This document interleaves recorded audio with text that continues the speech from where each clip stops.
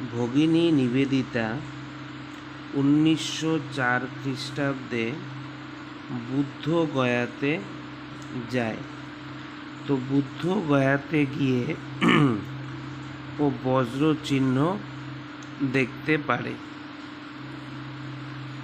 বা বজ্র চিহ্নের দ্বারা অনুপ্রাণিত হয়। ভগিনী নিবেদিতা 1904 সালে বুদ্ধগয়াতে গিয়ে বা বুদ্ধগয়া ভ্রমণের সময়। আমরা জানি দেবরাজ ইন্দ্রের যে অস্ত্র সেটা হচ্ছে বজ্র, যেটা শক্তির প্রতীক।